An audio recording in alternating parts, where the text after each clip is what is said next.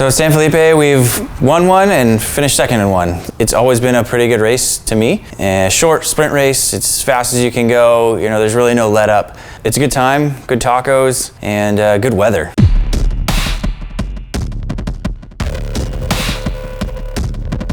Qualifying, not my favorite. It's a really sandy, extra silty type course. Awesome for photos, bad for qualifying.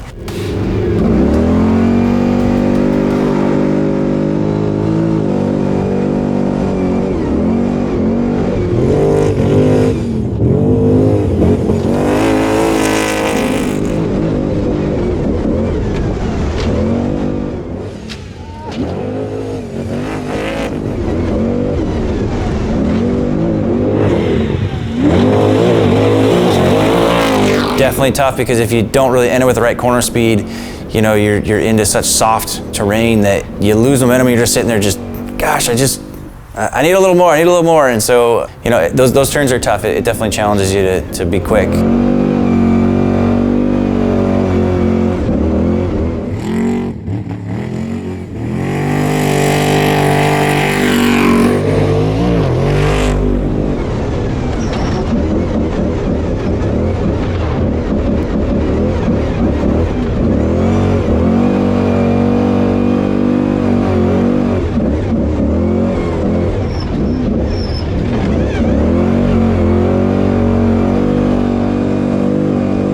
It's tough, like to go fast in that course without, like I said, making a mistake and without throwing it away. I mean, a couple guys were on their lid already or made a big mistake. So, you know, we did our best to try to get through it. I didn't really take any chances. You know, I hear the guys up front were like, hey, took a lot of chances. And, you know, I've never been that kind of driver that, hey, I think I should waste everything I got on qualifying, because it shakes out so fast in the race. You know, I think a good top 10 qualifying really puts you in the mix of the guys that are fast, and if everyone's gonna run a good pace, then you're not really worried about like, hey, this guy's holding me up or not. So we qualified 8th. You know, I'd be lying if I didn't say I wanted to be a couple spots better, but you know, you look at the kind of splits, and from 8th to 5th is just a couple of seconds, so you know, you think I could have probably found that somewhere. At the end of the day, we lost one fender, truck was still on all fours, and you know, race day was Saturday. Driving the truck around, we needed to make a couple of tweaks and took it over to Herps to have them look at something with us, and then Brady brought it back and went to go park it in the garage and back it in, and went to put it in reverse, and zing! And I was like, did I just watch him lose reverse right now? After qualifying, we lost reverse, so not sure if we lost the reverse band or spun the sprag. So as a precaution, we swapped transes. We went over to Terrible Herbst, and they were gracious enough to let us borrow trans. It's Friday evening. We race in, I don't know, 10 hours, so 12 hours, so we should be good. Brady had a couple late nights, and trying to put that thing together at the last minute after qualifying, pushed through and got it ready, and the thing was perfect come race day. I think every race is different on the nerve level. Some days I'm super nervous, some days, you know, it's okay. I don't think my nerves were too bad this time. I felt pretty confident.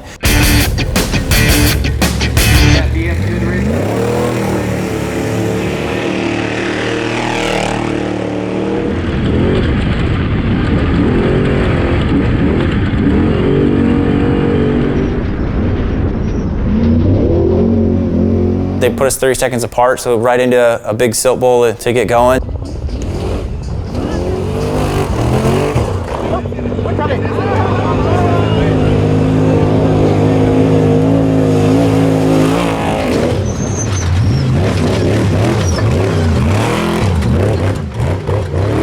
I think mile 10, you turn up Zoo Road, and then it's as fast as you can go for, I don't know, what is 10 miles or something, just with the biggest holes and whoops that we race on all year, and the fans everywhere, and it's crazy. And they're hanging off of the power lines, and you know, as I've always described it, at parts like the Red Sea with some of the fans.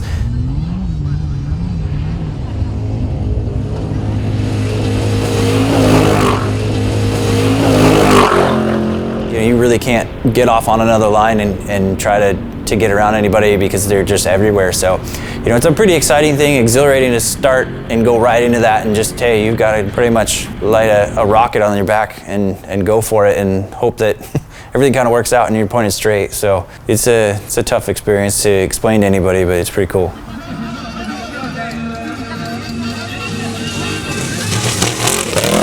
Biggest thing, didn't want to make a mistake. You know, initially you get kind of into the dust pretty fast. We were into the Class 1 cars pretty quick. A couple mistakes off the start with just a couple different lines and maybe a mess up. You don't see the lines the same as when you're pre-running. Now you're in some pretty heavy dust at times. Lawn darted off a pretty big wash that I, for whatever reason, thought I was going to be clear and I could just clear it, and that got my attention pretty good. But, you know, I'd say 30, 40 miles in, we started to kind of find our pace. Once we got up by Borrego, mile 60,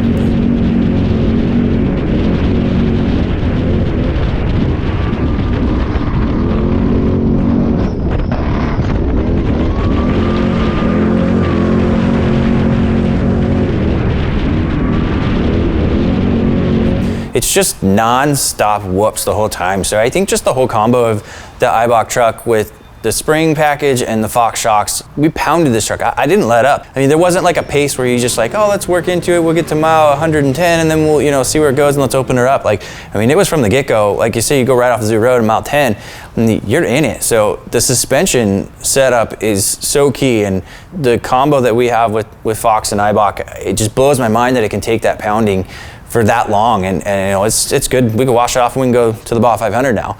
And without that, there's no way we could be competitive, I think, up front. Very fortunate to have them as partners and to have that product on our truck, for sure.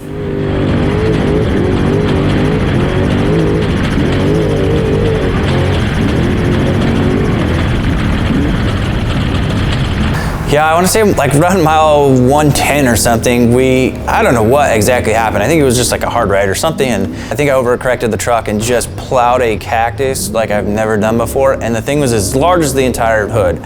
I know if you touch it, like it's instant pricks. So I panicked for a second. I was like, I don't know what to do, I don't know what to do. Like all I could think of was like, I wish I had a rake, I could just push this thing off the hood.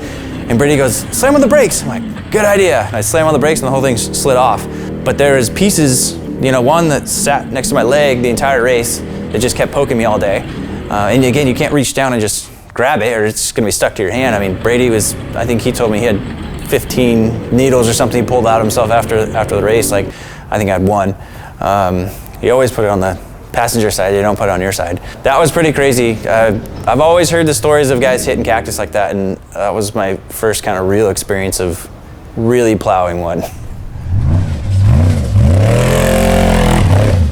About mile 140-ish, I don't know what happened. Uncharacteristic of me. I mean, I smacked a rock, you know, clipped a sidewall and got it flat, and it's like, gosh darn it, that is just so dumb.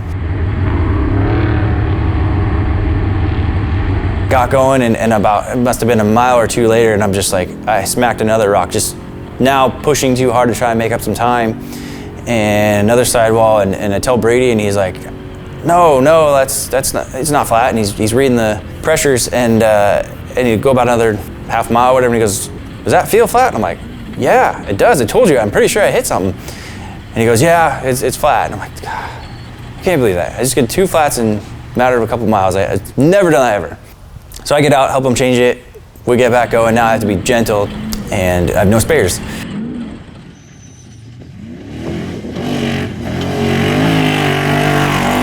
Little by little, catch the guys that passed us. You know, one's changing a flat, the other guy, he was losing his brakes, so he was kind of limping along a little bit. So I was like, this race is coming back to us.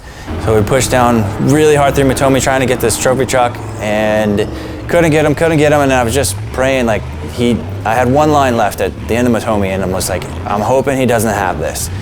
And he didn't, and sure enough, we pull up just right as the lines merge. He comes right there, and I give him a nice little love tap, and he's out of the way. Because I knew if we didn't catch him at the end of Matome, I mean, there's probably no reason I was going to catch him to the finish. It's as fast as you can go, pretty rough, and I felt like that was our only chance to try to push. We had, I think, 10 minutes to the leader and about another 7 or something to Serapis. It's like, okay, well, let's keep pushing, let's see what happens. If they make a mistake, we'll be there. Otherwise, we're there for third.